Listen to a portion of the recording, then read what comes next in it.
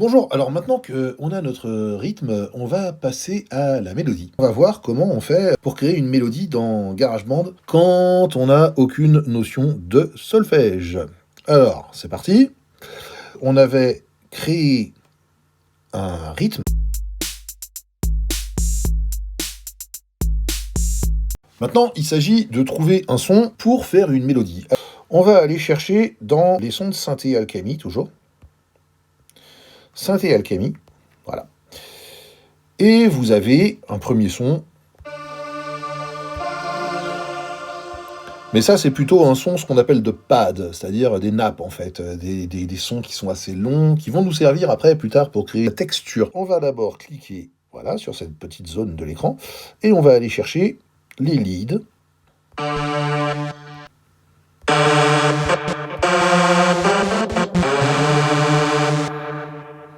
Allez, on va prendre ça. On va faire une petite mélodie qui va comporter des notes pas trop courtes. Essayez de faire des notes de 4 temps chacune, donc de une mesure chacune.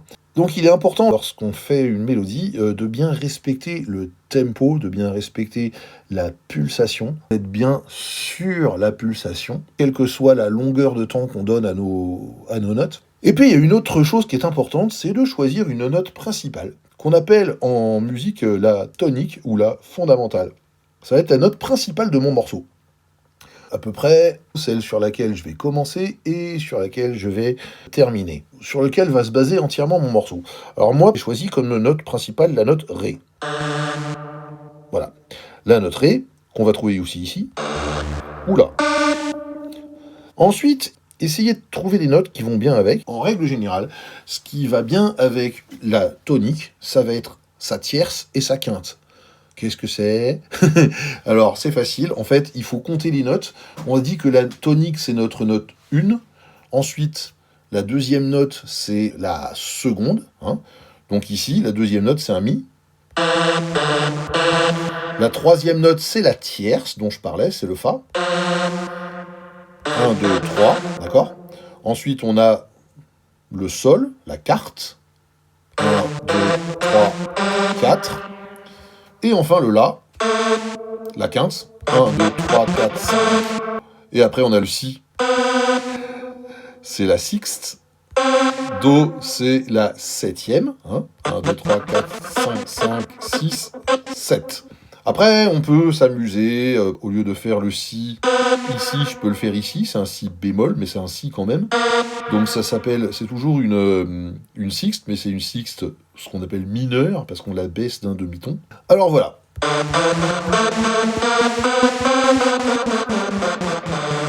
Alors avec ça, je vais essayer de créer une petite mélodie sur des notes qui vont durer 4 temps chacune.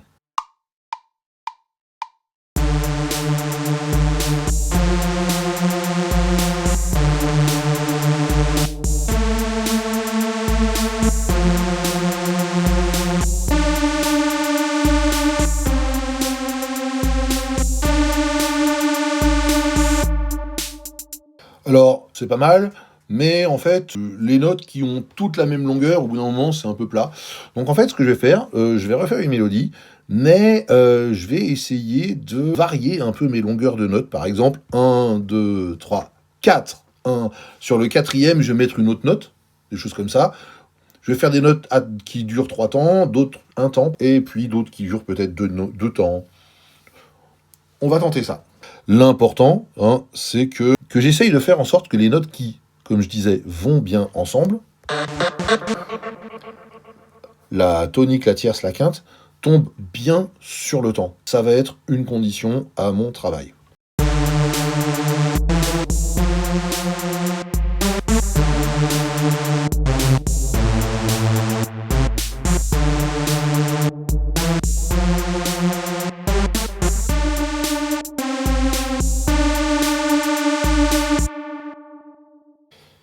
Alors là, j'ai entendu 2 petites notes au début qui n'ont pas l'air très bien calées. Alors, je vais vous montrer comment on recale à la main. On clique sur notre zone qu'on vient d'enregistrer avec le lead.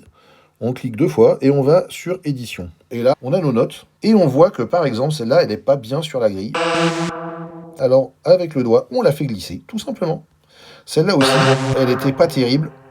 Alors, on l'a fait glisser. Et je crois que le reste, ça va. On va écouter ça.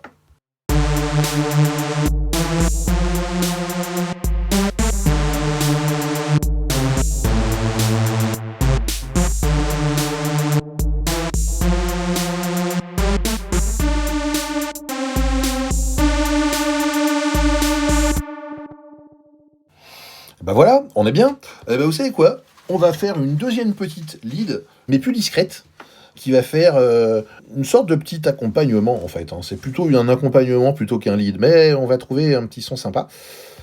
Alors, pareil, je clique sur le plus, synthé alchimie, tac, et je vais aller chercher. J'ai envie d'avoir des petites, comme des espèces de petites cloches. Alors, est-ce que j'ai des petites, ouais, Dreamy Bells.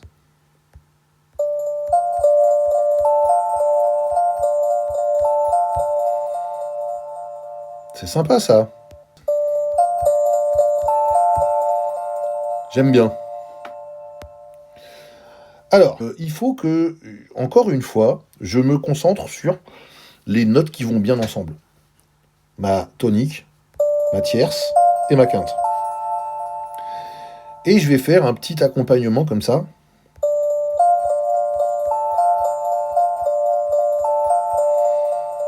Et peut-être à la fin, Do et Mi. Et revenir sur le Ré.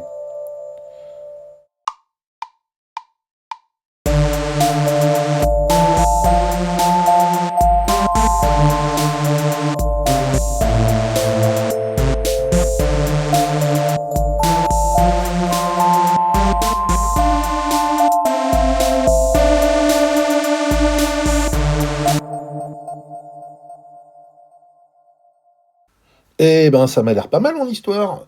On va aller écouter ça, et puis éventuellement la recaler avec la quantification. Alors on retourne sur nos pistes. Tac. Et on va s'écouter ça. Et peut-être recaler. Alors si je recale, vous me verrez en direct, je ne vais pas parler.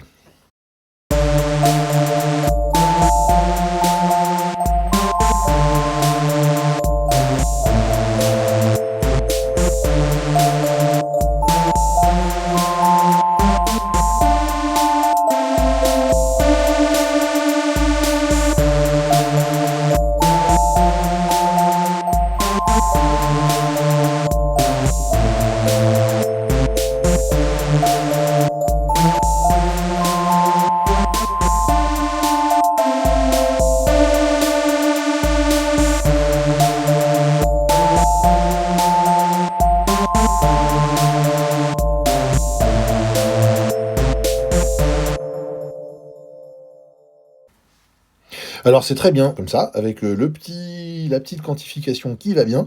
Alors maintenant, ce qu'on peut faire aussi, c'est peut-être équilibrer un petit peu les instruments. Quand je parle d'équilibrer, je parle de niveau sonore, de volume sonore. Alors pour aller équilibrer les instruments, ça va être ici. Vous voyez cette zone qui est devenue bleue, avec les faders un petit peu comme sur une table de mixage. Et ici, en cliquant sur chaque piste, je peux changer la puissance du son. Et puis, je peux choisir aussi, si j'ai envie, de rajouter des aigus, des graves. Et puis, on a de l'écho et de la reverb. La reverb, ça simule une pièce. L'écho, bah, il y en a déjà sur le son Dreamy Bells, donc je pense pas que ce soit nécessaire d'en rajouter. Mais je trouvais que le Dreamy Bells était un peu trop fort par rapport au mix global. Alors, on va écouter.